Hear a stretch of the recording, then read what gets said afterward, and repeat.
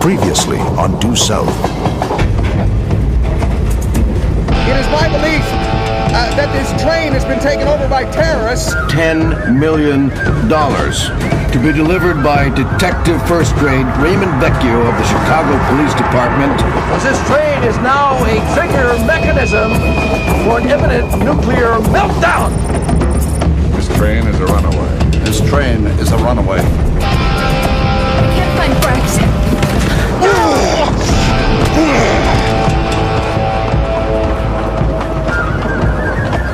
Well, it turns out I'm kind of greedy, so you won't be coming along.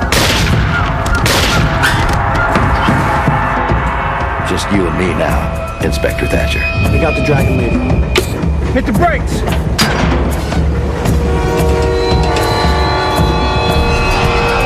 Our chariot awaits!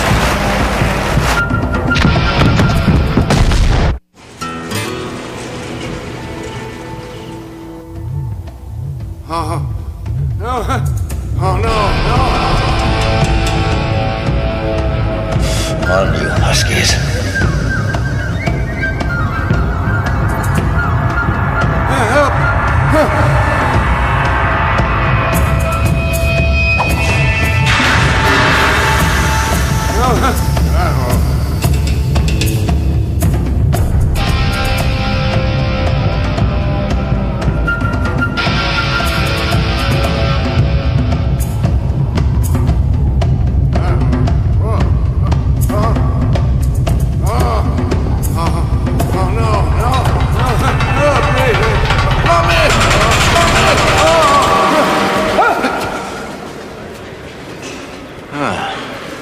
You got a visitor. Well then, there now. I'm handling my own defense. So, if it's that no-account lawyer, you can beat him to the pigs while his bones are still soft. It's your brother. Different story, Morning Glory.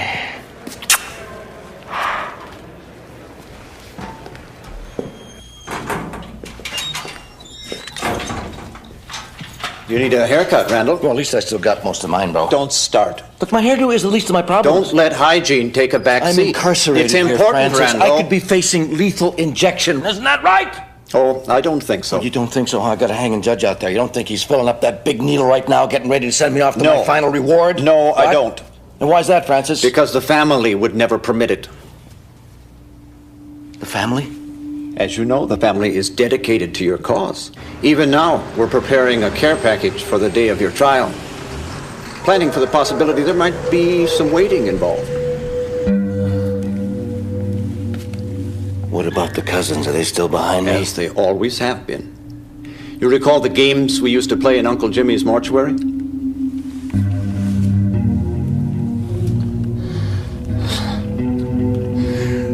Those weren't games, Francis.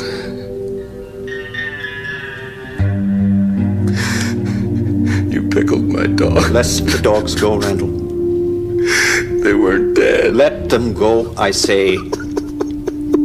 Think instead of Dracula. Dracula? Exactly. You mean... You mean the time the cousins hid themselves in the coffin? And Vernon suffered his first asthma attack. How is his asthma, by the way? Well, he still suffers.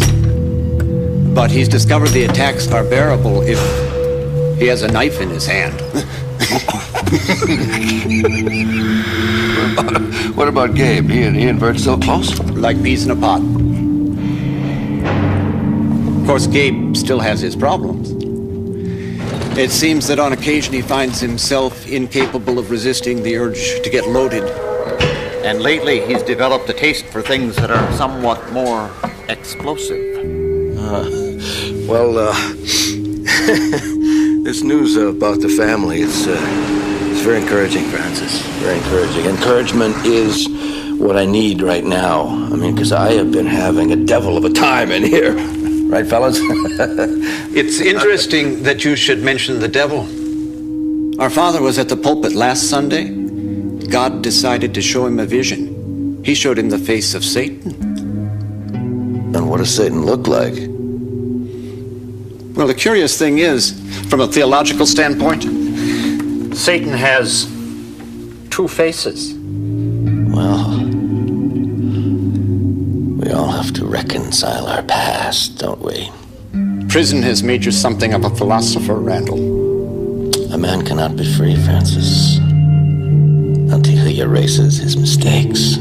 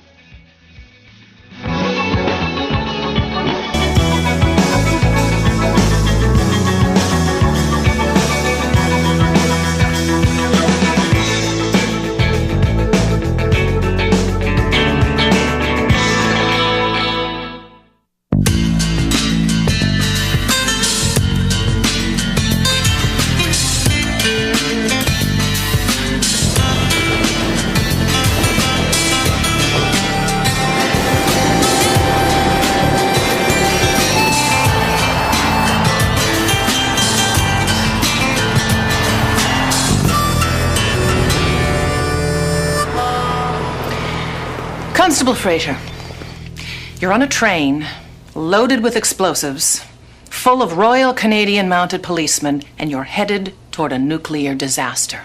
And you avert that disaster. Now, how does that make you feel? Feel? Feel. Fine. Cut. Constable, I'd like you to imagine a spotlight, a big spotlight, 72,000 watts of a spotlight, and it is focused on you. You are the center of a media frenzy which we are trying to capitalize on. Take a look at these people. Constable Fraser. You're already on their television sets and on the covers of their magazines, but they want more. They want your inner soul. So let's think Roseanne. Show them your scars. With respect, ma'am, I thought it was our unstated protocol to avoid the appearance of currying favor with the media. We sold out to Disney, Fraser. That is about as curried as it gets. Now, you're going to have to trust me on this. I am an RCMP media relations expert, and I'd like us to focus on the details.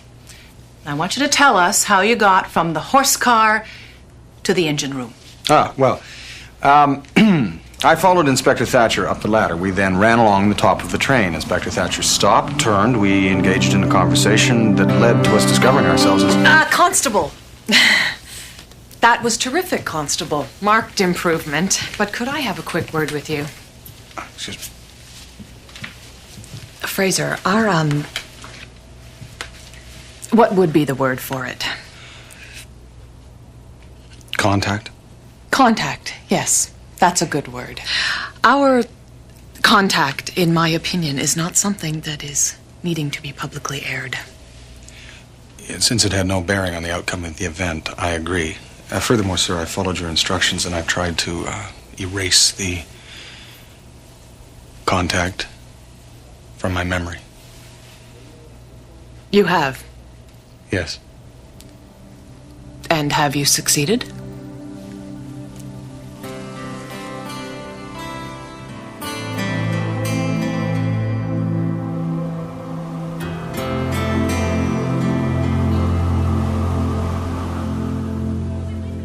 No.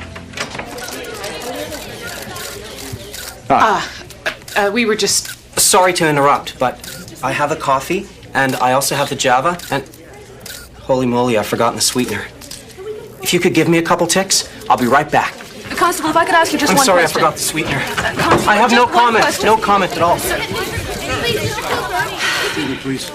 Who are you with? Who am I with? I'm with me, Ray Vecchio, the guy who saved Illinois. Who you with? Are you the detective who was on the train? I just wasn't on the train, baby. I stopped the train. Can I please just a few words? Sure. Thank you. We rolling? Rolling. I'm standing now with somebody who is actually on the train, Detective Vecchio. Answer me just one question. Go ahead. What's the Mountie like? Detective Vecchio? You're not talking? No. Like, you're really not talking? That's right, Frazier. I'm really not talking. Just so I can be really clear in my own mind, Ray, other than telling me that you're not talking, you are in fact not talking. That's about the size of it. I see. Is there something I should know? You should. Well, this thing that I should know, do you think you could perhaps provide me with a hint as to what it might be?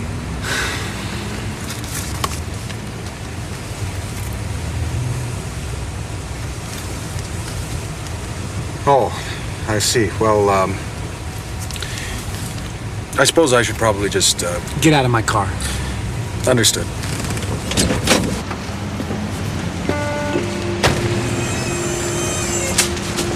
Ah, thanks, Ray.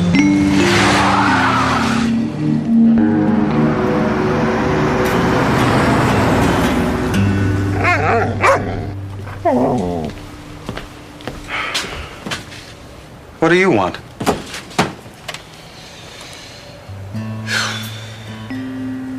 Nothing. Every time I open this box, I'm full of hope, and all I get is a choice between dill pickles and Asiago cheese. It's like having your knees cut out from underneath you. He's feeling slighted, not without justification. I mean, after all, if you go to extreme lengths and your efforts are ignored, It only makes a guy feel like... do I feel like... Am I angry? Am I depressed? Am I just jealous? Yeah, I'm talking myself here. This is ridiculous. It's ridiculous. Nevertheless, we really have to try this and out. talk this out. We put that guy behind bars. He's ready to go to trial. Now, I walk into that room today, and this little bouncy reporter comes up to me, and I'm thinking, all right, Ray, here's your chance. Here's a little reward for putting yourself in harm's way one more time. And what's the first question she asked me? So what's the Mountie like? So what's the Mountie like? He's Superman, all right? What do you expect me to say? He's a moron? He dresses up in that damn red suit every single day of his life like a signpost. Come on, Ray, that's not fair. I don't wear it all the time. The truth is, there are times I wish I didn't have to wear it. I mean, the thing itches. It itches 365 days of the year. Unless, of course, it's a leap year, in which case it itches for 366 days. But the point is, I don't wear it intentionally. It's part of my obligations. We are not talking about clothes here, Frazier, okay? We're talking about you, the most irritating man in the world. Ray, I know I irritate you, but you have to believe me. I'm not trying to irritate you. It's not part of some sort of master plan. You know, the fact of the matter is, I often try to imagine how you would handle a given situation. I mean, just the other day, for instance, I saw this woman who was in a wheelchair, and she was having difficulty with a set of doors. And so I was just about to help her when all of a sudden I have your voice in my head. Hey, Fraser, what the hell's wrong with you? You gotta help every cripple in the greater Chicago area? I mean, what the hell you think they have those handicap buttons for? So they can feel good about themselves. So they can do something on their own without some do-gooder's help. But no, what do? You help her through anyway. You wheel her out and you help her into a cab. Which promptly ran over my foot. But the point of the anecdote is this, that while I was helping her, I knew that you would be irritated with me, and I'm sorry, but I seem to be powerless to prevent that. I don't know if it's some sort of flaw in my upbringing or some genetic abnormality, or perhaps it's just some aberrant property in the Tuktoyaktuk water system. Don't put this on the water, Frazier. This is a conscious thing that you do, okay? You cover everything up. You squash it down. It's like that time with Frobisher when that guy Counter, he stabbed you in the shoulder. Geiger. What? The man's name was Geiger. His name is Geiger Counter? No, just Geiger, no counter, and he stabbed me in the leg. Leg, shoulder, what difference does it make? Well, Ray, when you're the one being stabbed, the difference is remarkable. The point is, Frazier, he stabbed you, and were you angry? I was in pain. We are talking about anger here, Fraser, a human emotion. Are you human? Because if you are, human beings feel things, okay? They feel anger, they feel love, they feel lust and fear. And sometimes, and I know you don't want to hear this, sometimes they even cry.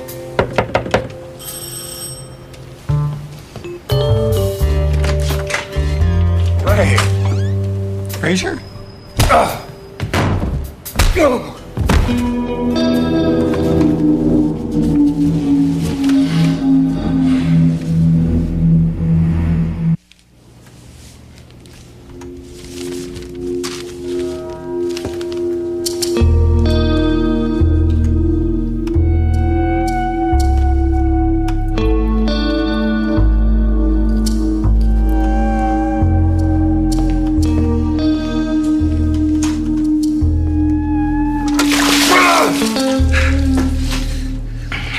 That's a fine animal you have.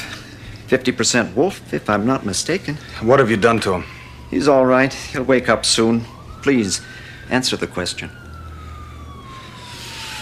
Perhaps you're missing a full appreciation of your situation. You're tied up. This is a gun. Ergo, you are my prisoner. So if I ask a question, I expect an answer without hesitation. Now, where did you get the animal? It's rather a long story. I have time. I've forgotten most of it. Well, that's unfortunate. It's an interesting story and bears repeating. Mid-May, 212 miles northwest of Whitehorse in the Yukon Territories. Is that territories or territory? Territory. Thank you. I crave accuracy. So you'd been dispatched to track down big game poachers that were coming across the border from Alaska. Despite your training, you could not have foreseen that the poachers would convert a mine shaft into a bear trap. You have no idea how long you lay there. When you came to, you discovered you were not alone. Well, your first thought was to save the animal. That's admirable. But not without certain drawbacks. When you came to, you were alone without any visible means of escape. So you sat down to collect your thoughts. But how could you have thought that the animal would be so grateful as to come back and try and repay the favor?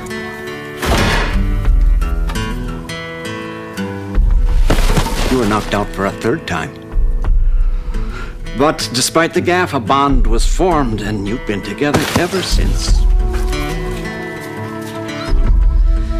You're wondering, of course, how I know the details of this story. Suffice to say, I know many things.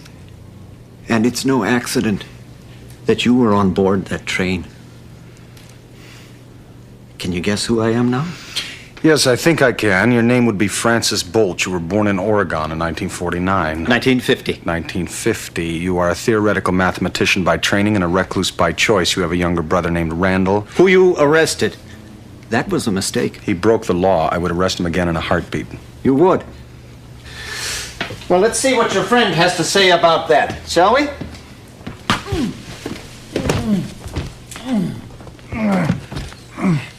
Detective Vecchio.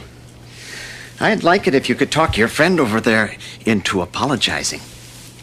Well, you're out of luck, pal, because I'm not talking to him. My brother's problem is the same problem that plagues all geniuses. Can't get a date? You are a wiseacre, detective. Whereas I am a mathematician. I look for symmetry, for order within chaos. Let us take the charter train, coded 56023, for example. You are here to account for your part in thwarting my plan. Hit the brakes! A plan rigorous in its detail. And, as a wise man once said, God is in the details. So, it is to God that you both now will answer. Oh, by the way, have either of you ever worn a Mexican poncho?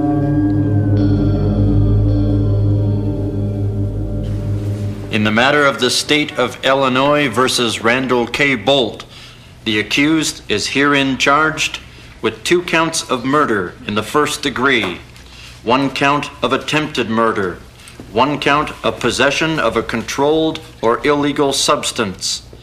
Thank you. You raise your arms, please. Where is he? I don't know. We are getting down to the wire here, Inspector. 1 count of possession and transportation of explosives with intent to commit a felony. 1 count of grand theft. No, Mr. Mustafi, it's not dangerous. I just want you to knock on Constable Fraser's door. 1 count of hijacking. 32 counts of assault. And 1 count of advocacy of the overthrow of the government of the United States of America by force or violence. Do you understand these charges? Could you like repeat those just so they're real clear in my head? We're in the middle of openings, for God's sake. All right, Lieutenant, I appreciate it.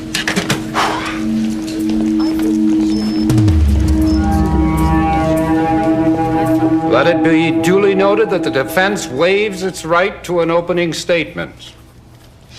The state will call its first witness, please. Thank you, Your Honor. The state calls Constable Benton Fraser. Your Honor. The thing, the phone, we've tried. Ultimately, we couldn't get a hold. Is there a problem, Miss Sheldrake? It would appear, Your Honor, that Constable Fraser has been delayed. Perhaps I could maybe... Perhaps you could what? We barely got our toes in the pond, and you've lost your first witness? This does not inspire confidence on the bench, Counselor. I understand that, Your Honor. However, I had anticipated that this witness's testimony would cover the bulk of... You should invest in a calendar, Counselor. You'd be surprised how much time you've had to prepare for this case. I'm aware of the time I've had to